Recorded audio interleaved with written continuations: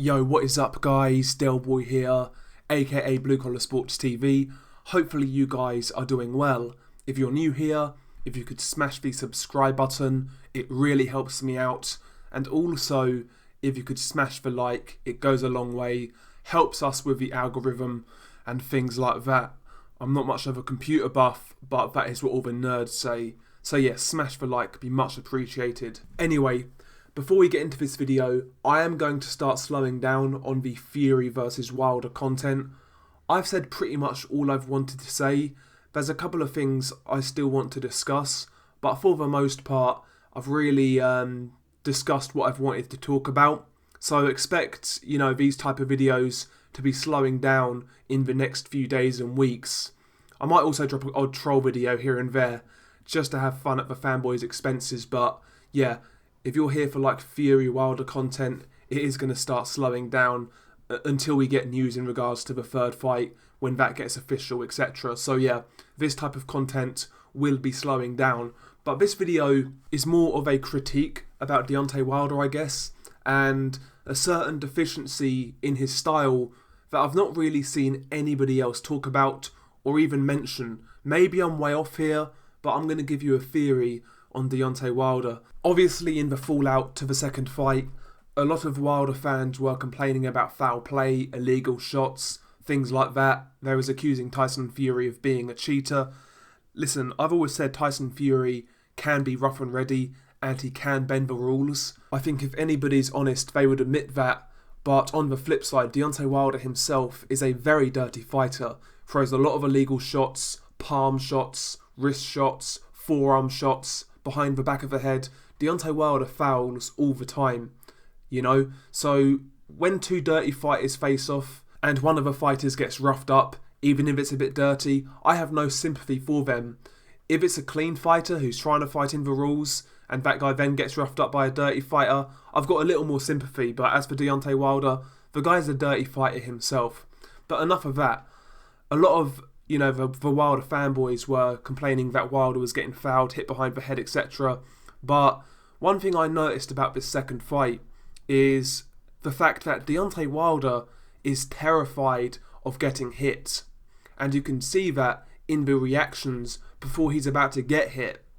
Deontay Wilder is a guy who is terrible at bracing himself for punches. And I think this was a reason why he was getting so hurt against Tyson Fury. A lot of the times Tyson Fury was throwing that right hand and Deontay Wilder would basically flinch, close his eyes and turn his head because he was scared and worried about getting caught by that right hand. A lot of people, I've seen people try and say, Deontay Wilder was kind of rolling with shots, etc. No, that's not rolling with shots.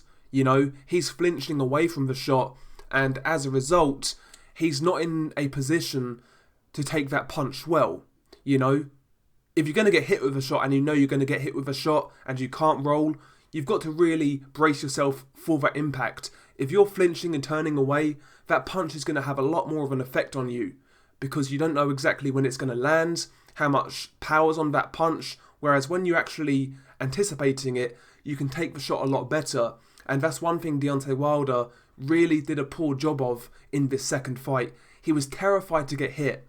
He caught a couple of good right hands in round one, and after that, he didn't want to get hit anymore, and he did a terrible job of disguising it. He really did.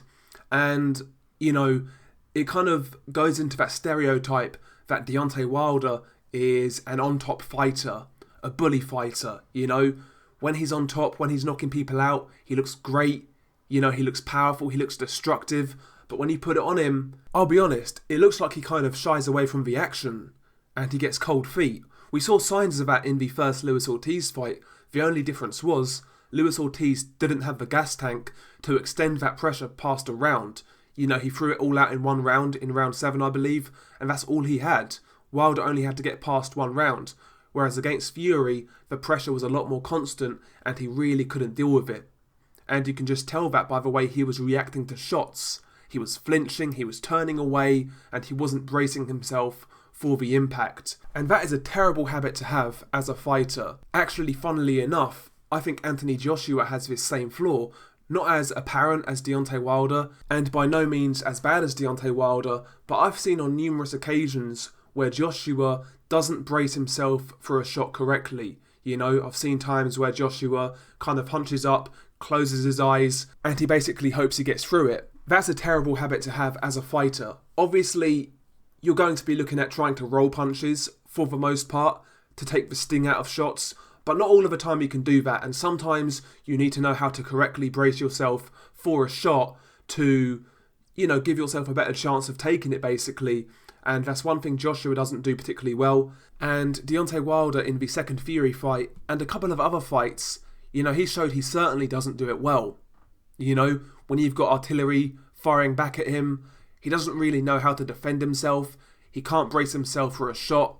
And I think that's really a big technical deficiency in Deontay Wilder's game. And listen, this is part and parcel of fighting terrible opposition. You know, if you're not tested on the way up, how do you know how to react to these situations?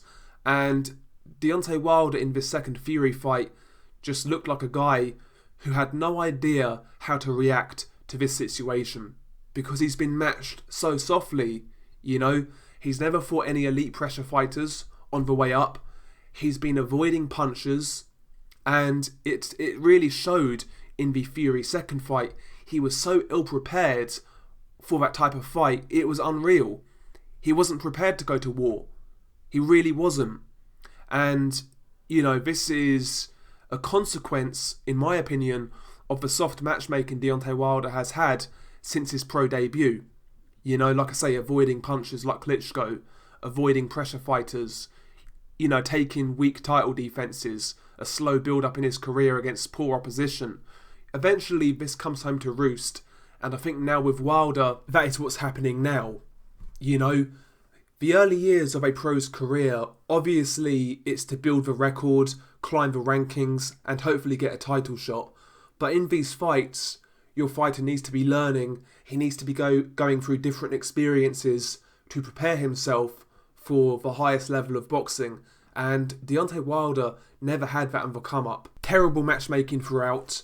A guy who basically had it all his own way, hand-pick opponents, never had any resistance. And when he got the first true resistance in his career, he folded. He folded like a lawn chair. You know, he fought like a guy who was scared of getting punched in the mouth. Because, truth be told, he's never really gone through that as a pro, barring Luis Ortiz won for one round. That's it. So, you know, again, I'm not saying Deontay Wilder is a scared fighter. Not necessarily scared, because he got in the ring, he took his beating to be fair, but he was certainly an ill-prepared fighter, and he wasn't ready to go to war. He couldn't go to war. It wasn't in him. You know, it really wasn't. Tyson Fury on the come-up had wars.